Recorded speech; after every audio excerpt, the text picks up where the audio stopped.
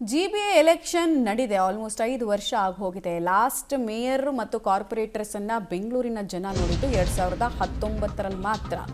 But ಈಗ ಯಾಕೋ ಚುನಾವಣೆ ನಡೆಸೋದಕ್ಕೆ 108 ಕುಂಟು ನೆಪ ಹೇಳ್ತಾ ಇದೆ GBA ಅಂತ ಅನಿಸ್ತಾ ಇದೆ. ಜೂನ್ 30ರ ಒಳಗೆ 5 ನಗರ ಪಾಲಿಕೆಗಳಿಗೆ ಚುನಾವಣೆ ಅಸಾಧ್ಯ ಅನ್ನೋದನ್ನ ಅಧಿಕಾರಿಗಳು ವಕೀಲರ ಮೂಲಕ ಹೇಳಿಸಿದ್ದಾರೆ. ಕೇಳಿದ್ರೆ ಚುನಾವಣೆ ನಡೆಸೋದಕ್ಕೆ ದುಡ್ಡಿಲ್ಲ ನಮ್ಮ ಹತ್ರ ಅಂತ ಹೇಳ್ತಿದ್ದಾರೆ. ಬರಗಾಲ ಬಂದ್ಬಿಟ್ಟಿದೆ, ಕಂಪ್ಲೀಟ್ ಪಾಪರ್ ಆಗಿಬಿಟ್ಟಿದ್ದೀವಿ ನಾವು ಅನ್ನೋ ರೀತಿಯಲ್ಲಿ ಅವ್ರು ಹೇಳ್ಕೊಳ್ತಾ ಇದ್ದಾರೆ. ಇನ್ನೊಂದು ಕಡೆಗೆ ರಾಜ್ಯದಲ್ಲಿ ಜನಗಣತಿ ಕಾರ್ಯ ಆಲ್ಮೋಸ್ಟ್ ಮೇ 15ನೇ ತಾರೀಕು ಒಳಗೆ ಕಂಪ್ಲೀಟ್ ಆಗುತ್ತೆ.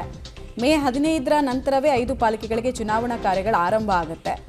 ಬಟ್ ಚುನಾವಣೆಗೆ ಆಯೋಗದ ಬಳಿ ಸಿಬ್ಬಂದಿ ಇಲ್ಲ, ಹಣವೂ ಕೂಡ ಇಲ್ಲ. ಇದು ರಾಜ್ಯ ಸರ್ಕಾರದ ಬೆಂಬಲ ಅಗತ್ಯ ಅಂತ ಆಯೋಗ ಪ್ರಸ್ತಾಪವನ್ನು ಮಾಡಿರೋದ್ರ ಮಾಹಿತಿ ಲಭ್ಯ ಆಗ್ತಾ ಇದೆ. ಚುನಾವಣೆ ನಡೆಸೋದಕ್ಕೆ ದುಡ್ಡಿಲ್ಲ ಅಂತ ರಾಜ್ಯ ಚುನಾವಣಾ ಆಯೋಗ ಹೇಳ್ಕೊಂಡಿದೆ. GBAಗೂ ಮನಸ್ಸಿಲ್ಲ, ರಾಜಕಾರಣಿಗಳಿಗಂತೂ ಫಸ್ಟೇ ಮನಸ್ಸಿಲ್ಲ. ಹೀಗಾಗಿ ಒಳಗೊಳಗೆ BJPಯವರಿದ್ದಾಗಲೂ ಕೂಡ ಚುನಾವಣೆ ನಡೆಸೋದಕ್ಕೆ ವಾರ್ಡ್ ವಿಂಗಡಣೆ ಅಂತ ಒಂದು ನಾಟಕ ಮಾಡಿದ್ರು, ಪ್ರಹಸನ ಮಾಡಿದ್ರು. ಆಮೇಲೆ ಕಾಂಗ್ರೆಸ್ನವರು ಬಂದಾಗಂತೂ ಅದು ಸುಪ್ರೀಂ ಕೋರ್ಟ್ನಲ್ಲಿದೆ, ನೋಡೋಣ ಅಂತ ಮುಂದಕ್ಕೆ ಹಾಕ್ತಾ ಬಂದರು. ಈಗ ರಾಜ್ಯ ಚುನಾವಣಾ ಆಯೋಗನೇ ಹೇಳ್ತಾ ಇದೆ ಫಂಡ್ ಮಾಡಿಸ್ಬೇಕು, ರಾಜ್ಯ ಸರ್ಕಾರದ ಬೆಂಬಲ ಬೇಕು, ಒಂದು ಡೈರೆಕ್ಷನ್ಸ್ ಕೊಡಿ ಅಂತ. ಸೊ ಡೈರೆಕ್ಷನ್ ಕೊಟ್ಟರು ರಾಜ್ಯ ಸರ್ಕಾರ ಮತ್ತಿನೇ ನೆಪ ಹೇಳುತ್ತೆ. ಸೊ ಈ ವರ್ಷದ ಅಂತ್ಯದ ಒಳಗೆ ಅಂತೂ ಇಂತೂ 5 ಮೇಯರ್ಗಳನ್ನು ನೋಡ್ತೀವ ನಾವು ಅನ್ನೋ ಪ್ರಶ್ನೆಗೆ ಉತ್ತರ ಬಹುತೇಕ ಇಲ್ಲ ಅನ್ನೋದು ಗೊತ್ತಾಗ್ತಾ ಇದೆ. ಚುನಾವಣೆ ವಿಚಾರದಲ್ಲಿ ಸುಪ್ರೀಂ ಕೋರ್ಟ್ ಯಾವ ನಿರ್ದೇಶನವನ್ನ ಕೊಡುತ್ತೆ ಅನ್ನೋದನ್ನು ನೋಡಬೇಕಾಗತ್ತೆ. 2019-20ರ ನಂತರ ಅಧಿಕಾರಿಗಳೇ ದರ್ಬಾರನ್ನು ನಡೆಸ್ತಾ ಬಂದಿದ್ದಾರೆ. ಅಧಿಕಾರಿಗಳ ಕಿವಿ ಹಿಂಡಿ ಕೆಲಸ ಮಾಡಿಸೋ ಕೆಲಸ ಆಗ್ತಾ ಇಲ್ಲ. ಹೀಗಾಗಿ ಆಮೆಗತಿಯಲ್ಲಿ ಬೆಂಗಳೂರಿನ ಅಭಿವೃದ್ಧಿ ಅನ್ನೋದು ಆಗ್ತಾ ಇದೆ. ಇದರ ಇಂಪಾರ್ಟೆನ್ಸ್, ಚುನಾವಣೆಯ ಇಂಪಾರ್ಟೆನ್ಸ್ ರಾಜಕಾರಣಿಗಳಿಗೆ ಗೊತ್ತಿಲ್ವಾ ಕೇಳಿದ್ರೆ ಗೊತ್ತಿದೆ, ಬಟ್ ಮನಸ್ಸಿಲ್ಲ ಅಷ್ಟೇ.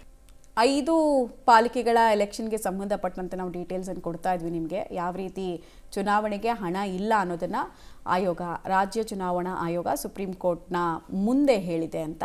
ಹೇಳಿದೆಯೋ ಹೇಳಿಸ್ಲಾಯ್ತೋ ಗೊತ್ತಿಲ್ಲ, ಅದಿನ್ನೂ ಡೌಟ್ ಇದೆ ನಮಗೆ.